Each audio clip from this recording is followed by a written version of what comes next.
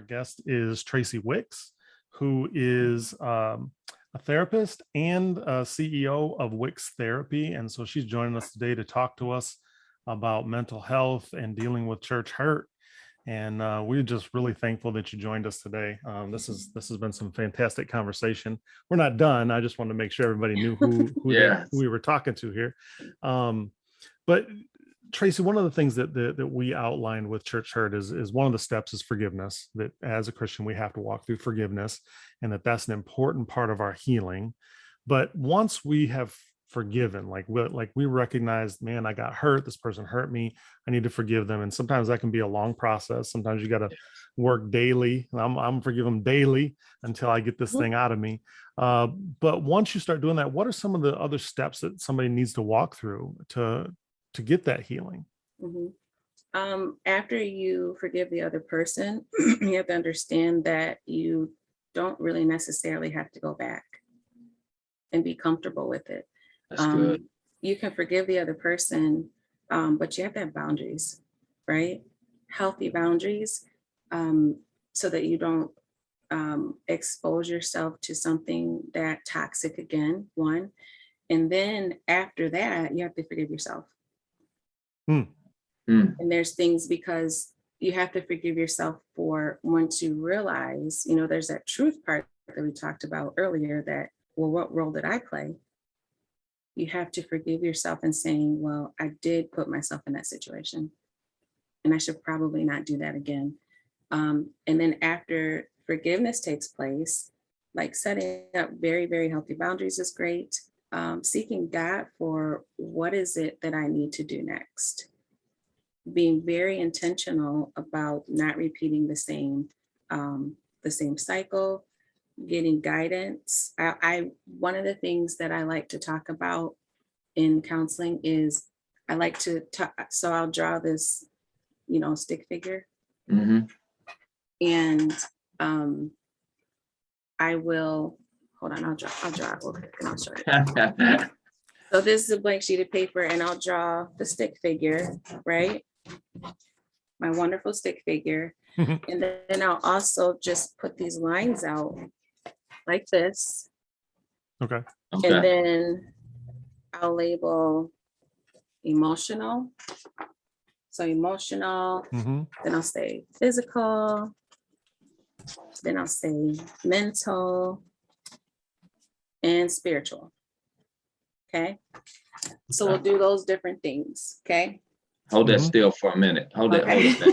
My writing is sloppy, but that's good. That's okay. Yeah, we get it. Good. So this is the person. Okay. And these are all of the parts of us, right? I mean, and more, but it's major parts. And all of these need help. All of these need assistance, and they can't come from the same one person. Wow, that's good. Okay. I have to have my emotional support, my physical support, my spiritual support, and my mental support. Okay. If you can put the same person for each and every one of these, you're probably wearing that person out. Or you just met Jesus. Right. Or you just met Jesus, right? Because no one person can do that. Only Jesus can, right? And so you also have to seek God on, where do I go for this? Who do I go? Right. Awesome. So we identify what we need, right? This is what we need. We identify where we are with it, am I doing well emotionally? Am I emotionally broken? Do I have too much anxiety? Like, what's going on with my body? Different things like that. And then we identify what's the problem, what the barriers are. What are my barriers to getting healing in these areas? And then we identify barriers, meaning, give me an example. So mentally, if I'm struggling with, let's talk about, emotionally, if I'm struggling with a lot of anxiety, I'm crying all the time, I need help, like, what are my barriers to me getting healing and moving forward on healing emotionally? Okay, so if it were me and I was having emotional struggles, my barriers would probably be time, right? Kids, if you're married and you have kids, your job, and then support, outside support and resources. For an example, it could be other things. So those may be some of the barriers, or another barrier could be, I really actually don't know what the heck is going on. I don't know what's wrong. I just know that I'm having a hard time. So you have to identify. So knowledge is power, right? So identify these things, put a name to them. Okay. And then say, what are the barriers to me getting the healing that I need? Why can't I move forward in this area? Once you identify those, then start to work on where you can get the healing from. Identify a person if you can, and identify resources, other resources. So a lot of individuals can put, my clients can put me in the emotional and mental and spiritual area, but I'm just one person. I can't do it all for you. I'm only going to give you a piece. Who is someone else in your life that you can receive the healing that you need? Now that you understand that you have a problem, okay, and you need help, and you need to do it differently. Now, with the knowledge and understanding that you have, who would you pick now that's different from who you picked in the past? Does that make sense? Yeah. I love it. I love it. One of the things, Tracey, to ask you on that. So we mentioned that you need somebody in those different areas. And then we talked about, well, we don't have Jesus, but we do. So what would you say to someone who's like, well, it's just me and Jesus. Why can't I just do it with just him? Well, we could, however, if you think back on the Bible, he talked about us doing things together. Man was not made to be alone. There's purpose. And especially where two or three are gathered in his name, things happen. You can't just be a lone ranger out here, right? I can do this. I got this, and then also that's, pride has a way of creeping in when you start to say things like that, right? Wow. That's good. Right. Yep. So, does that answer your question? Yeah, I think it's just so Very good. easy for us, that especially if you have an established relationship with God, right? You've been walking with him for a while and then you get hurt, you tend to, in your mind, get into, at least me, I'll say me, I'll throw myself out there. Okay. I will tend to go, well, I'll just spend more time with God. I'll just pray more. I'll get it going, do a fast and get away and I'll be fine. And sometimes that works. Other times it's like, you limp on, you just keep going. And so I think that's fantastic what you said about the fact that, we weren't created to be all by ourselves, and none of us are perfect from that standpoint. Mhm. And the fact that we even want to do that, the fact that I even want to just say, no, I'll just go to God and I won't have to deal with anybody else, can be me hiding and throwing on fig leaves, and saying, Yep. you know what, I'm going to just deal with me because I think, that sounds really spiritual. But the truth is, you talk about getting down to the truth, is that I'm embarrassed and I don't want to go to anybody else. I don't want to lose that autonomy or that control, Right. from that standpoint. Yep. So You don't want to be exposed. Right. And that's tough. And I love the whole premise of personal accountability. I mean, that's amazing, because we've lost that somewhere in translation with Western Christian theology. It's like we've lost that part of accountability when we want to get so hyped and get the spirit going, and you get the church and you get all that stuff happening. But the personal accountability is you actually recognizing, man, I got a problem. That is a podcast in and of itself, just to explain to someone, okay, yep, you were wounded, you were hurt, but where in this process, at least you can admit you have a issue or a problem. Maybe you didn't do it. Maybe the abuse happened to you. However, there's the healing process still is very personal. You have to have some accountability personally, even though you're not the one that did anything. Mhm. Because to me, God said in Genesis hey, it's done. He took a break. Jesus on the cross said, it's finished. So I believe the work of Christ, of the cross, is done.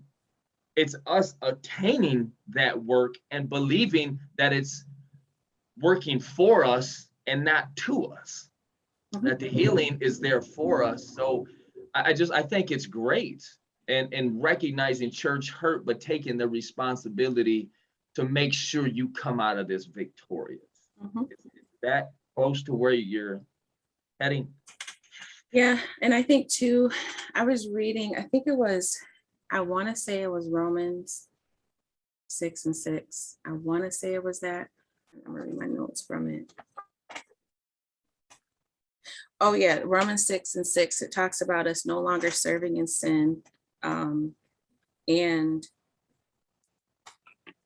when we are hurt in the church, when someone else sins against us, and then we get hurt, and then there's that shame and that guilt that we have, that I put myself out there and someone hurt me, and now I'm bitter because someone hurt me, but I'm also bitter at myself because I put myself out there, right? Well, then that's almost too, I can see that as being, I know I did something wrong, and now I need to redeem myself. So I'm going to go look.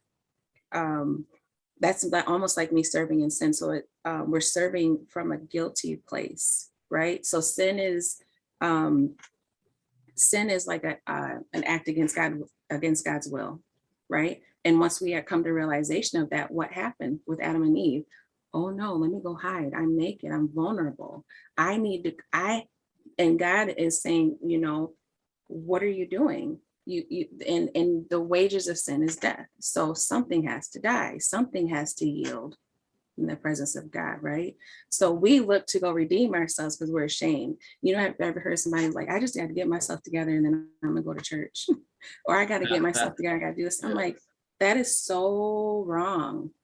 That is you trying to do God's job. That's you trying to be God, and we're not supposed to do that. So just that, and that's also us continuing in that cycle of, I'm going to redeem myself. I am looking to redeem myself. And then I run into the same situation again, and I do the sin again. And then I go and I'm ashamed, and then I try to redeem myself. That's the power of sin in effect, right? That Jesus came and redeemed us.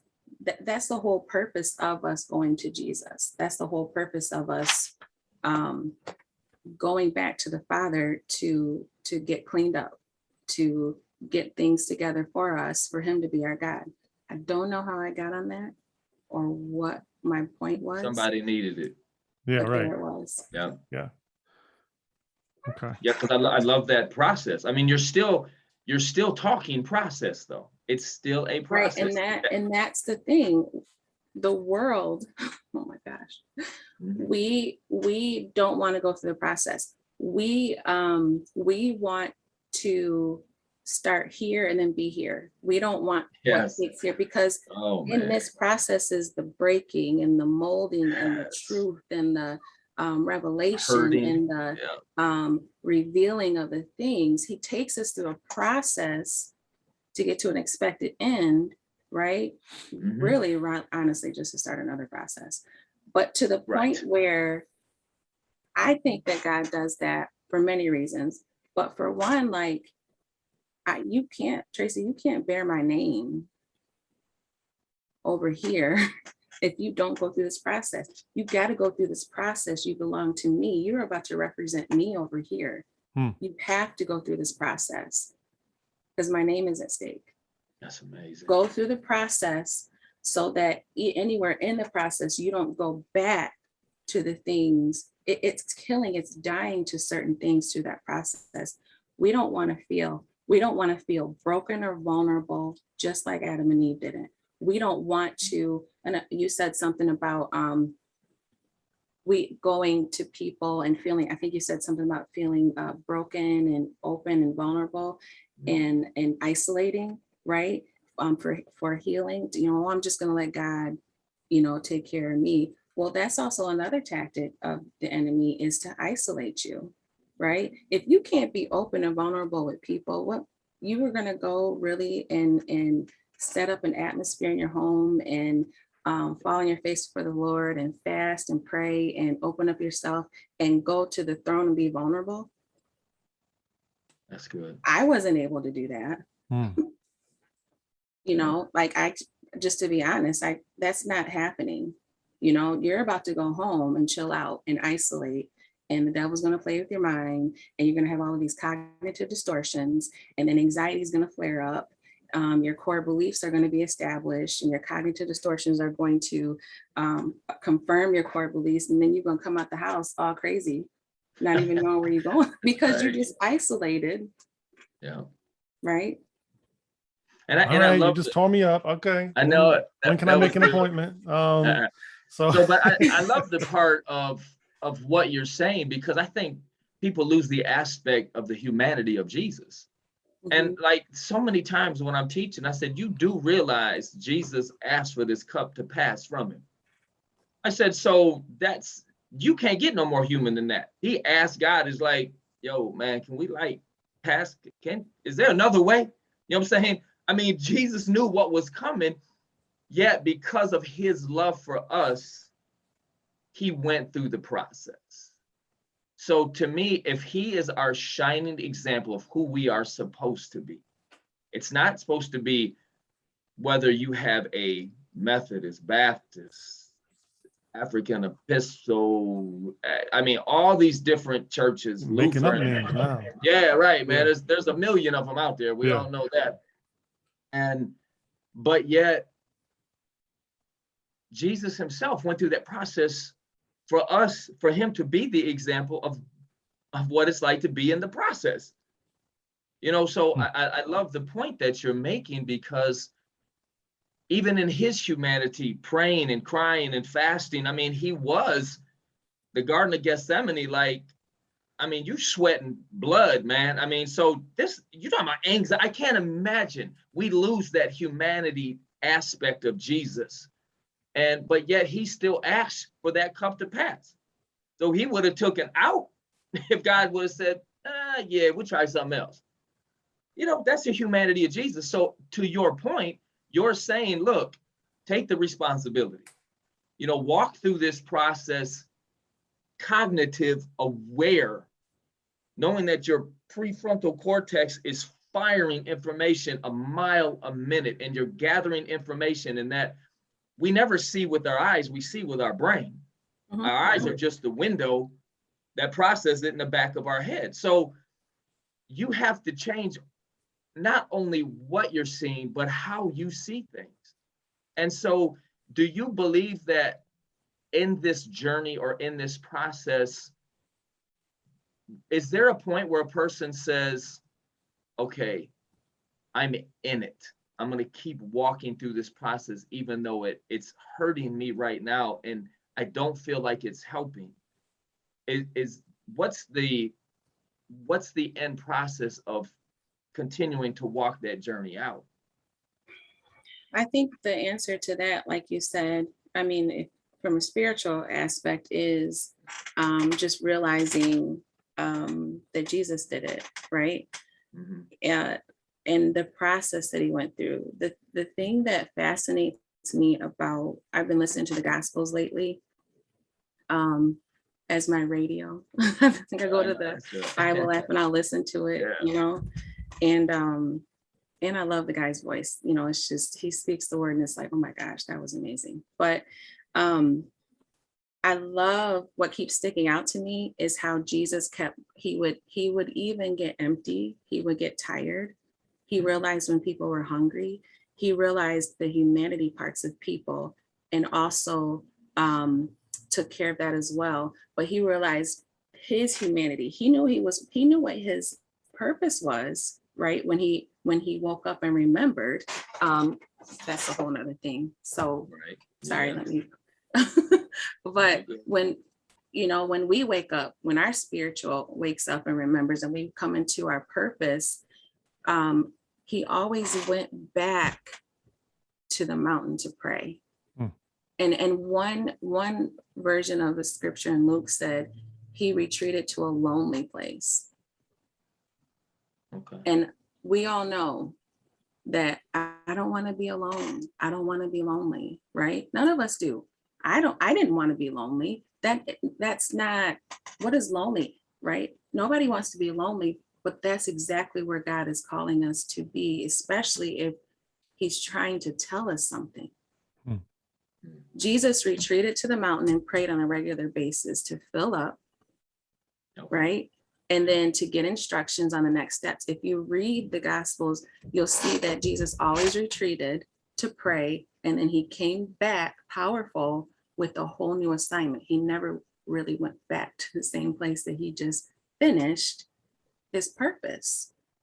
How much more for us as leaders and us as, anyone who was following Christ or anyone who was functioning in their purpose, we have to do the same thing. We have to adhere to the process. The process was put in place to keep us close to the Father. Oh, that's good. Yes. And I think, pointing that out from the standpoint of going back to the Old Testament, right, and talking about Moses and the tabernacle, but then there was also the place of meeting that they pitched a tent outside of the congregation that he would go to hear from God, and that was part of the regular practice.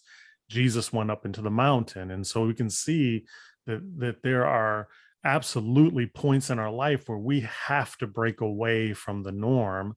And some of that, and I want to go back to something you said about how when you're dealing with the trauma and the hurt and the pain, that sometimes you have to get out of those things that will still trigger you. So there might be a time that while you're going through the process, and I'm talking about while you're actually meeting with someone else and you are being mentored through a process of healing, that you might need to get out of church for a moment and get by yourself. Definitely. I agree. And that is a prime example of it. If at any time what I like to look at is a person's functionality, right? If at any time a person is having a hard time just piecing one thing together, or piecing thoughts together, you find yourself like you're not able to function well at work. You can't have the right conversations. You forget to eat. You're very forgetful, very anxious, and you just can't function, right? That's a sign that something needs to change. That's a sign that I need to get help, and everything else has to stop. Well, no, I got to go to work. No, you don't, because you're about to screw up work anyway. You need to go on vacation. You need to take some time to just stop. Okay? Because this pattern that you're going in is destructive. Wow. Right? So you have to stop and retreat and take a moment, rest, reflect, hear what the Lord is saying, come up with a new game plan.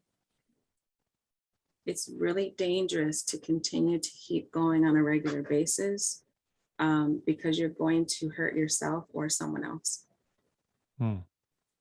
That's really good. Yes. And then how do you know? So let's say, because this is what I've seen too, is that people will take some time and they'll get some help and they'll do that. But how do you know that it's time to go back? Right? Yeah. I mean, what are some of the signs that maybe you've actually dealt deeply enough?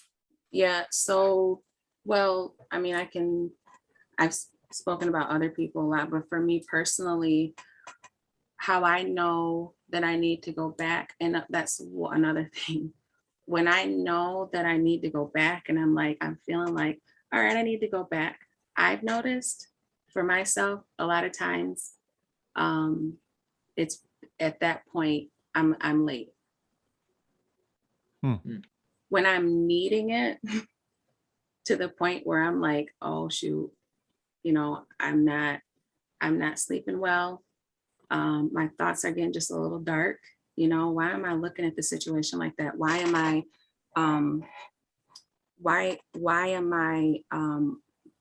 looking at or taking everything in that other people do as them doing it to me, and I'm the victim, right?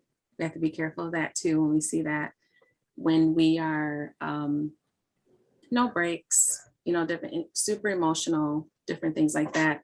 By the time you recognize those things, or for me, when I recognize those things, I should have already taken a break probably a month ago. I should have already activated these things, right? Yes. Yeah. Gone to counseling, gone to my spiritual friend or leader that I trust that leads me in the right direction, handle my emotions properly. And then, I'm doing my physical self-care, going to the doctor, walking, getting out, experiencing nature, mindfulness and meditation, different things like that. Yes.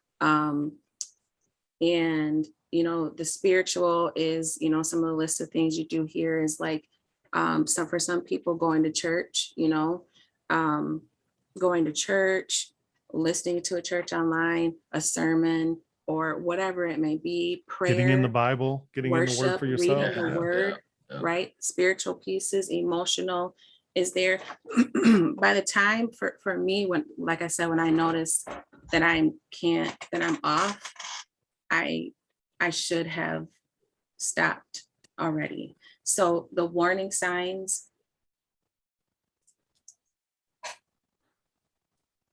that I think people receive, I think they're receiving them because they are reacting to, they're not doing maintenance properly.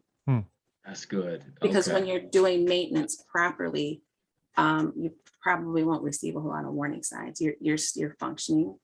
You're taking your breaks when you need to.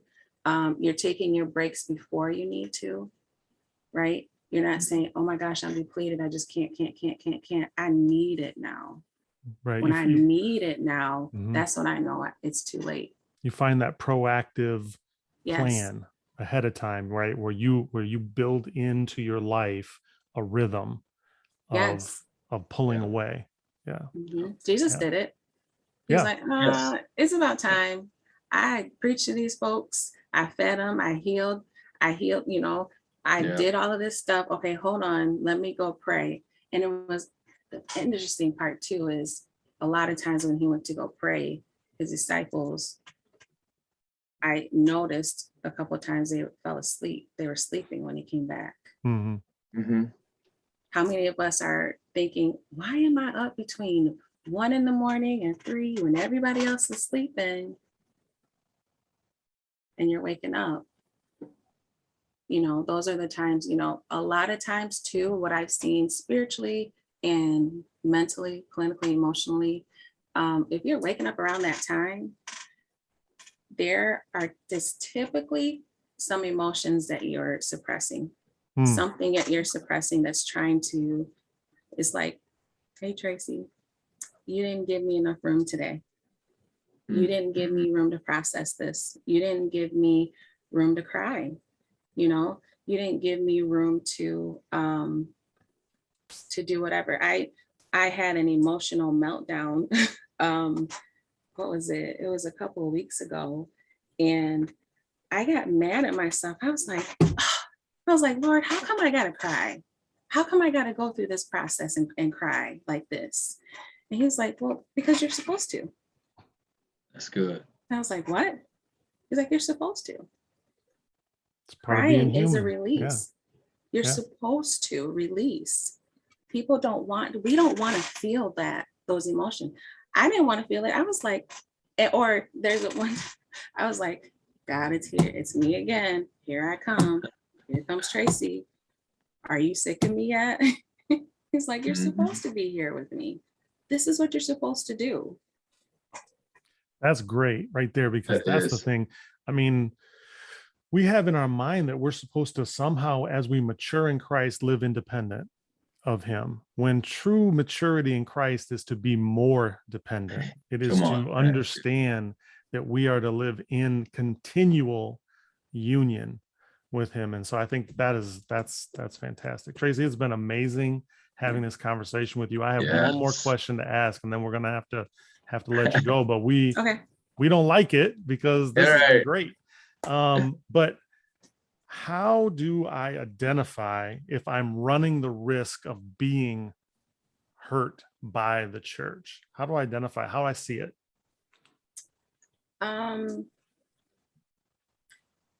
One thing I've noticed for myself and for others, when you start to become offended, Mm.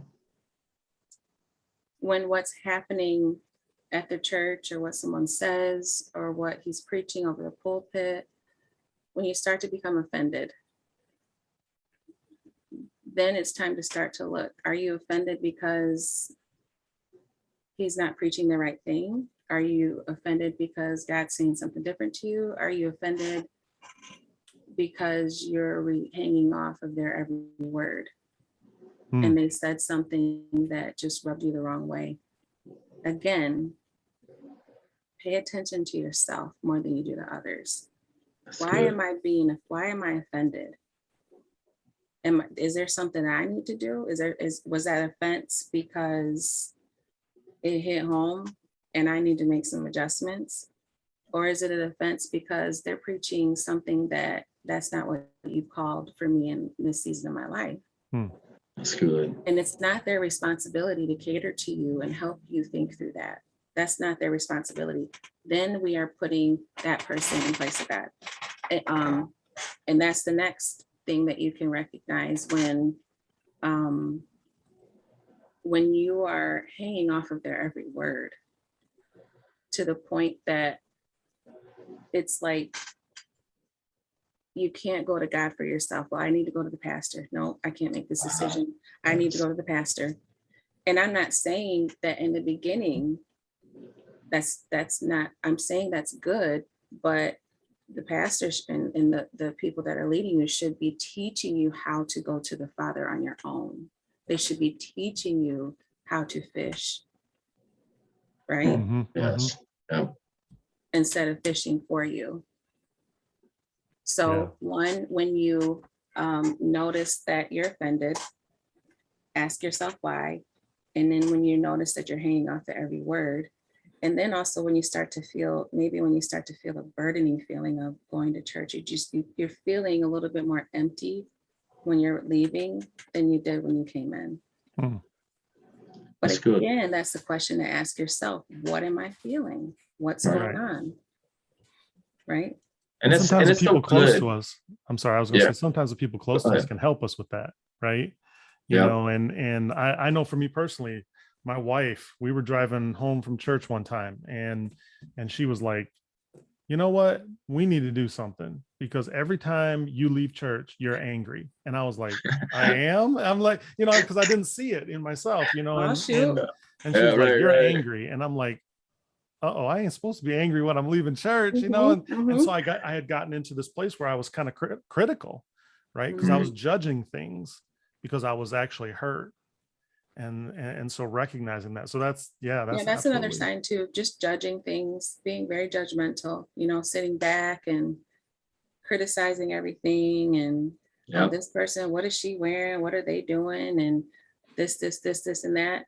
You know, why they sing that song, you know? Yeah. Why did they do that? You know, or, you know, even if you're starting to, I had paid attention to myself one time, like, when I get ready for church, what am I thinking about? You know, when I'm getting ready for church, am I like glorifying myself and getting all, you know, for what? What am I doing this for? Right. There's sometimes I've gotten ready for church. I'm like, I don't even know why I'm getting ready. I know I'm about to be laid out on the floor today. Makeup running. Right. Yeah. You know.